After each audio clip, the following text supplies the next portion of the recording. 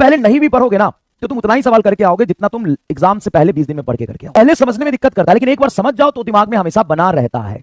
भी एक ब्यूटी है क्या, पढ़ते जाओ भूलते जाओ, पढ़ते जाओ भूलते जाओ। अगर तुम सुनो, एग्जाम के एक महीने तक, एग्जाम के पहले एक महीने, मेन एग्जाम है, पूरे अप्रैल में बायोलॉजी की बेटा समय के नाजुकता को पहचानो और समझने की कोशिश करो। सिलेबस बहुत ज्यादा है बेटा, बहुत ज्यादा है। मुझे पता है कि काइनेमेटिक्स, मैकेनिक्स, ये सब चीजें थोड़ा स्लो पढ़ना चाहिए और इसके वैरायटी भी बहुत ज्यादा होते हैं क्वेश्चन के, तो कर लेने चाहिए। जितने नीट में जरूरत पड़ती है उससे थोड़ा ज्यादा कर लेना चाहिए। लेकिन आगे का सफर आप चिंता मत करिए बेटा, बहुत लंबा अनुभव है 10 सालों का, हर साल पढ़ाया है, समय पे सिलेबस खत्म किया है, अगर दिक्कत आई है तो पेन लिया है, सब कुछ किया है। लेकिन आप चिंता मत करिए, टाइम से सब कुछ हो जाएगा। आप अपना ध्यान पूरा का पूरा कंटेंट पर केंद्रित करिए और अच्छे से पढ़ाई करिए। देखो, बहुत बहुत बहुत ज्यादा जरूरी है कि आप बेसिक थ्योरी, कंसेप्ट को बहुत अच्छे तरीके से समझते हुए आगे बढ़े। 2-4 सवाल बीच में फंसे तो ज्यादा परेशान मत हो। एक सवाल या 2 सवाल या 3 सवाल को पकड़ के मत रखो। ये बहुत ज्यादा जरूरी है, बहुत ज्यादा जरूरी है नीट क्वालिफाई करने के लिए कि आपको फिजिक्स उतना ही आना चाहिए जितना केमिस्ट्री आता है, और केमिस्ट्री उतना ही आना चाहिए जितना बायोलॉजी आता है, और बायोलॉजी उतना ही आना चाहिए जितना फिजिक्स आता है। Everything should be balance.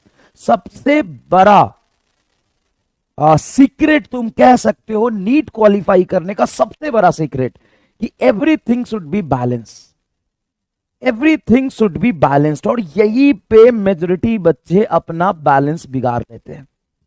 किसी बच्चे को बायोलॉजी में इतना इंटरेस्ट आ रहा है कि वो बायोलॉजी पढ़ता जा रहा है। अरे भाई रुक जा, केमिस्ट्री भी है। किसी को केमिस्ट्री और बायोलॉजी में इतना इंटरेस्ट आ रहा है कि फिजिक्स को छू ही नहीं रहा, और किसी को फिजिक्स में इतना इंटरेस्ट आ रहा है कि फिजिक्स ही पढ़े जा रहा है, बायोलॉजी नहीं पढ़ रहा। हाँ, बैलेंस होना चाहिए, बहुत ज्यादा बैलेंस होना चाहिए।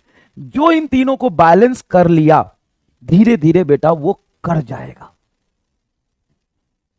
धीरे धीरे वो कर जाएगा। तो तुमको तीनों ही पैर से इक्वली चलना है। तुम्हारे 3 पैर है, फिजिक्स, केमिस्ट्री, बायोलॉजी, और तीनों पैर तुम्हारे उतने ही स्ट्रांग होने चाहिए।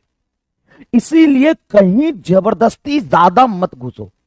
कोई भी फिजिक्स का सवाल तुम्हें अगर परेशान करता है तो उस टॉपिक को 4 बार रिवाइज कर दो उसके बदले, लेकिन उस सवाल को पकड़ के ज्यादा देर तक मत बैठो।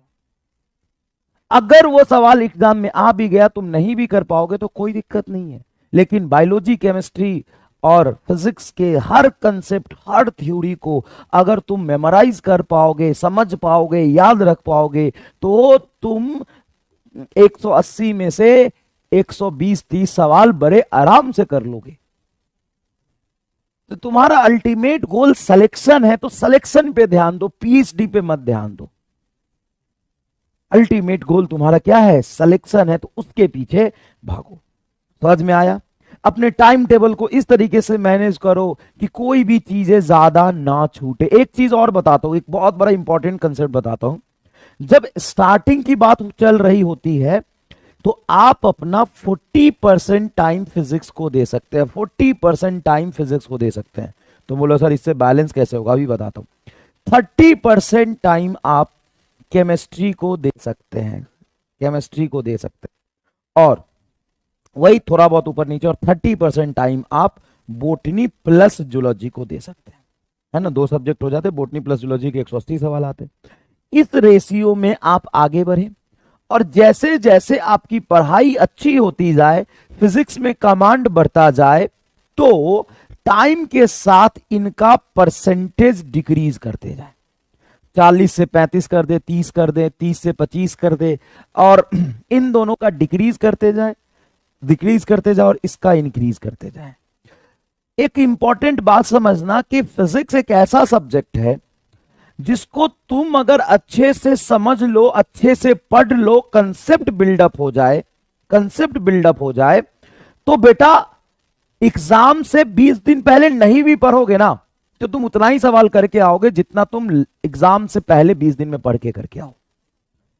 क्योंकि फिजिक्स का एक ब्यूटी है क्यों? पहले समझने में दिक्कत करता है, लेकिन एक बार समझ जाओ तो दिमाग में हमेशा बना रहता है। और बोटनी जूलॉजी का भी एक ब्यूटी है, क्या? पढ़ते जाओ भूलते जाओ, पढ़ते जाओ भूलते जाओ। अगर तुम सुनो, एग्जाम के एक महीने तक, एग्जाम के पहले एक महीने, मई में एग्जाम है, पूरे अप्रैल में बायोलॉजी मत पढ़ो तो शायद तुम्हारे आएंगे 200-250 नंबर, 200 नंबर। और जम के खींच के झमाझम तरीके से अप्रैल में खूब बायोलॉजी पढ़ो तो हो सकता है तुम्हारे 340 आ जाए। मतलब क्या है?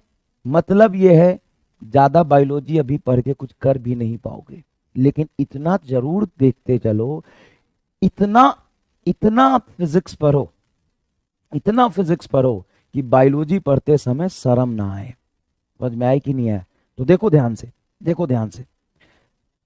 अभी फिजिक्स को ज्यादा समय दो, कंसेप्ट बिल्डअप करो, और बायोलॉजी को अरेंज करते चलो कि लास्ट मोमेंट पे किस तरीके से हमको याद रखना है।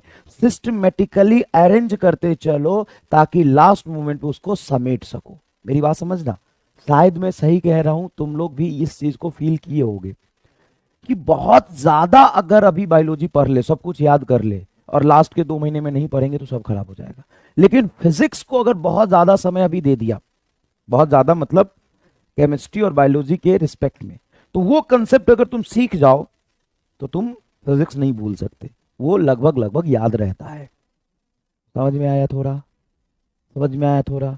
तो प्लीज इस पैटर्न को आप फॉलो करें, इस पैटर्न को आप फॉलो करें कि अभी फिजिक्स को थोड़ा ज्यादा टाइम, केमिस्ट्री को थोड़ा ज्यादा टाइम, बायोलॉजी को इतना टाइम दो कि चीजें सिस्टमेटिकली अरेंज हो जाए ताकि लास्ट में एक बार अंदर ठूंसने में समय ना लगे। रैंडमनेस मत क्रिएट करना, कचरा मत फैलाना, इसको बहुत अच्छे तरीके से अरेंज करके रखना। समझ गए बेटा? है ना? तो कैसे बैलेंस बनाना है? थोड़ा सा कंसेप्ट बिल्डअप करने के लिए इन दोनों को समय दो, इसको अरेंज करते चलो। लास्ट में सिर्फ क्वेश्चन क्वेश्चन और रिवीजन रिवीजन इसमें होगा, और इसको रट्टा मारो। समझ में आया? क्लियर है? फिजिकल और फिजिक्स का नेचर एक जैसा होता है, फिजिकल और फिजिक्स का नेचर एक जैसा होता है। इनऑर्गेनिक, ऑर्गेनिक, बोटनी जूलॉजी का नेचर एक जैसा होता है, उनके पढ़ने का एटीट्यूड एक जैसा होता है। क्लियर है? तो चलिए आज हम लोग क्या करने वाले हैं? आज बेटा हम रिवीजन करेंगे लास्ट लेक्चर का। लास्ट लेक्चर का हम क्या कर रहे होंगे?